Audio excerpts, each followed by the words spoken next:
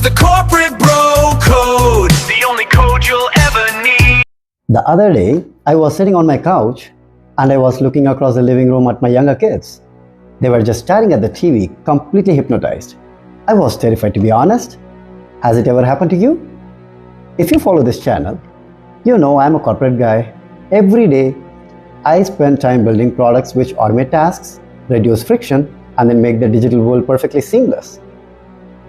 But standing in my own house, this horrible truth hit me. I mean, whatever I'm doing at work automating things is growing my children back at home. I mean, the kids are actually learning how to execute a pre-programmed software before even know how to think of their own. And if you think your kids are safe from this because they know how to swipe through an app, you're wrong. Wait until you hear a story of a 6-year-old who basically found a simple loophole in the smart speaker system and she tricked her parents and almost got away with it. And by the end of this video, I'm going to give you a 3-step protocol which I'm implementing in my household to reduce the digital trance. And hold on till the end because I have a very direct, unfiltered message for the parents and the grandparents. But first, let's talk about why the old Indian parenting style is outdated. See, the truth is, we are trying to prepare our kids for a very competitive world, but with an education system that was designed in the 90s. I think we are turning a blind eye towards the fact that the technology is evolving pretty fast. Back in 90s, that too primarily in India, the school or the classroom was a much more predictable place. The school teacher was considered to be the ultimate authority because they used to have the master copy of the syllabus. And ultimately, if you were good at memorizing and if you write everything in the paper as is, you are not just a good student, but you are considered a genius. But in 2026, that memorization is an outdated thing. I mean, you cannot out-memorize an AI cluster. See, it's not just the education system which is stuck in the 90s, it's also our parents. Because when my kids are kind of like throwing some kind of a tech-induced tantrums, the same parents kind of come in and then pull off that exact corporate line. See, we didn't have smartphones at that time, and look how we have raised you. Okay, I accept it. See, we cannot compare like the 90s system to this 2026 digital ecosystem. I mean, it's almost like the primary algorithm that you would have been handling in the household was like, I mean, are we going to watch DD1 or are we going to send somebody to the terrace to turn the antenna so that we get a better signal to watch some other channel? If you have been recently following the social media posts of celebrities or leaders, I mean, there is a new trend going on called childhood selfies. I mean, where you can see the person along with the younger self standing right next to each other or watching each other.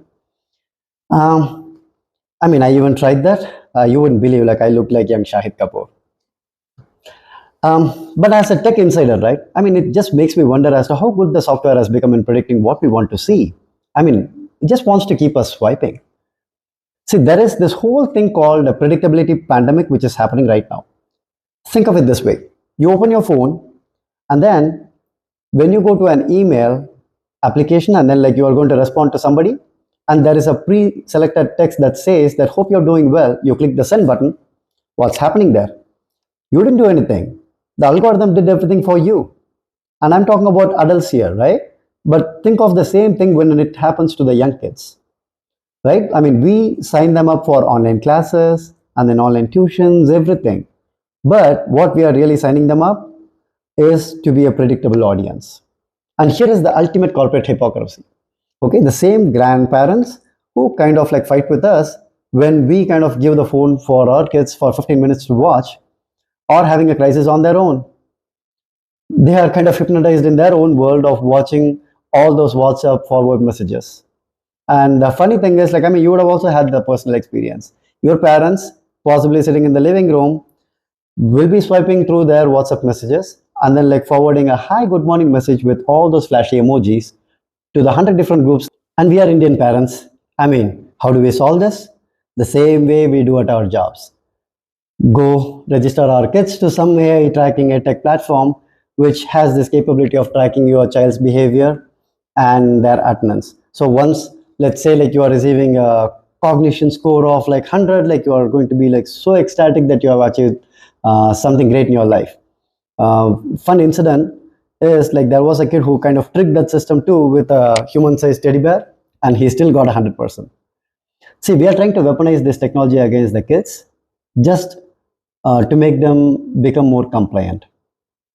So I recently have saw a funny article where this technology manager mom was having a very hard time with the kids. She asked them to clean the room a lot of times, and in spite of a lot of requests, they didn't do it. So what she did, being a technology mom, she went to AA website, uploaded the photos of the messy room, and came up with a simple hack. So when the kids were eating the dinner, she literally played a video where a mock interviewer with a serious face was talking the room's mess as a national crisis. So the kids panicked, they ran to the room and they cleaned the entire room in a record time.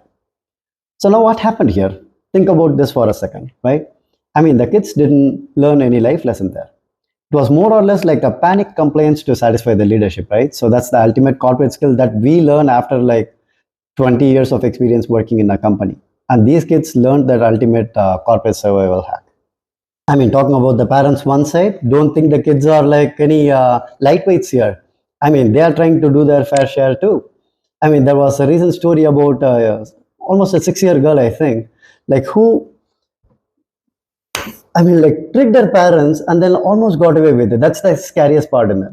So what she did is on a day-to-day basis, she started behaving so nicely. The first day, her mom noticed she was being so nice. She cleaned up all the room, everything, and then she had her food. Everything was going perfectly fine. The mom ultimately thought oh my God, so I'm being a very good parent here. But now the fourth day, there is an Amazon delivery guy at the door, and then he's delivering a box. And when this mom opens the box, she's seeing all these toy sets worth of thousands of rupees. So now she's just wondering, I didn't order any of these things, so where did these come from? When she did some digging, she found the funniest part. And it's scary. I mean, what happened is, whenever the mom moved out of the room, this girl used to go near that Alexa and then say Alexa, order me this toy, Alexa, order me that toy, all those things. The best part is, the kid also said, Alexa, clear my previous chat history. Think of that for a second. She literally did a database wipeout and kind of almost got away with it. Okay, so I know what you're thinking. Bro, I'm managing a cross-border team.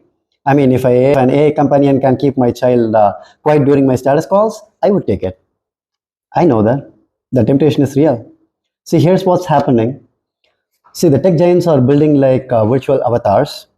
And what that means to your kids is they are going to get an online friend which is never going to be disagreeing with them. So think of your childhood. You had friends who used to fight with you. Who used to disagree with you. And that friction was there. But with this new virtual avatars, what's going to happen is there's not going to be any friction at all. Whatever your child wants or whatever your child needs is what that virtual avatar is going to do. Now think of the implications when the child grows up to be an adult and gets into the society. Let's say they are going to a school or they are going to a company, and then over there the boss says that, hey, whatever you implemented is wrong, I'm going to scrap it. Now, do you think the child will be able to manage that emotional stress? I don't think so. That's going to happen. And that's exactly where this world is going. And the worst part is, the support system that we believe are there in our house, which are our parents, kind of do their traditional out of scope conversation with us. So whenever we say hey, mom or dad, can you take care of our kids because I need to attend a call? They will just give you a simple statement. Beta, this is your kid. We don't really understand this generation. Let that sink in. I know a lot of people have heard this statement from your parents. See, here's the thing. As grandparents, when you talk like this to your kids that that's your kid and we don't understand the generation, I think you are purposefully holding on to the support. You cannot quit from a role of a director just because the market conditions change. No, that's not how things work. And in family, the family support is really important. Ultimately, we are their parents. We cannot rely on a tech platform to kind of monitor our kids or force a passive grandparent to take care of our kids. So we need to make sure we are taking care of them. So if you watch this video, I told I have 3 ground rules in my household, and I will tell you them one by one now. So the first one is kill the autoplay option. So if you have apps in your phone or TV which play videos like YouTube or Instagram, the request would be for you to get into those app settings and then disable the autoplay option. It's a very simple thing, but it's going to be a very major thing. The reason because it's going to create that friction point. Like the kids will be so focused on watching the video continuously that they will get into the trance state, and this friction will kill that trance and they will get out of that. The second point or the second rule is the synthesis rule, where you cannot stop the kids from watching any videos or anything in TV or phone. But ultimately what you as a parent can do is like stop the video at like every 10 minutes or 15 minutes and then ask the kid to look at you face to face and explain as to what they saw. So what this will create is another level of friction where like instead of just consuming the things from the videos, now they will have to think through, synthesize the data, and then they have to kind of output in the form of stories to you. And the third one here is like you need to protect the boredom, to be honest. See, taking away the phone from the kids, I know like it's going to create a lot of tantrums from the kids. But now what you need to do is give them something that they can play with, like a paper or a pen or like a box, right? I mean, see, ultimately what will happen is after all the tantrums are over, they would need to understand that, okay, so I'm pretty much bored. So how am I going to kill this boring afternoon? So they will start thinking creatively and then they will start playing with those things. So that's the third point that I have done recently, because I kind of like stopped making my daughter watch TV. I asked her to go play outside. And the first thing that she said like when she came back home was, Daddy, I am so bored today. I want to watch TV. And I said like, okay, dear, we'll play something in the paper. And then like I started engaging her like with some games. So this is going to really help you in like managing the TV time or the screen time for the kids. As we are wrapping up this episode, I just want to step out of this corporate bro character just for a second and talk to the two main important stakeholders in the room. For the parents, see, your kids don't need a project manager or a product manager in the house. They need a parent. And if you are using your cell phone as like an unpaid babysitter and then like handing over to the kids just so that you can achieve some kind of KPIs in the office, I think it's time for you to reprioritize things. Kids are very important, and you as a parent has a very important role in shaping up their future. And for the grandparents, we love you all, but standing in the sidelines and saying like this is your problem and then like you have to take the responsibility for this, and we are not understanding this generation, kind of makes us feel that we are being abandoned. See, we are not asking you to understand the algorithm. We're not asking you to do anything else. All we are asking is spend more time with the kids, the grandkids, and then like possibly share the stories or like your wisdom with them, because that's exactly what's missing in the current generation. Okay, so now having said that, if you guys really want the screen smart frameworks that I'm using in my house, I have a 2-page PDF that I can share with you. So if you go to my Instagram video and then comment Shield, SHIELD, I'll get the document right to your DM. Alright bro, this is the corporate bro code. Take care of your kids. They are your real important assets. I'll see you in the next one. Bye. The corporate bro code, the only code you'll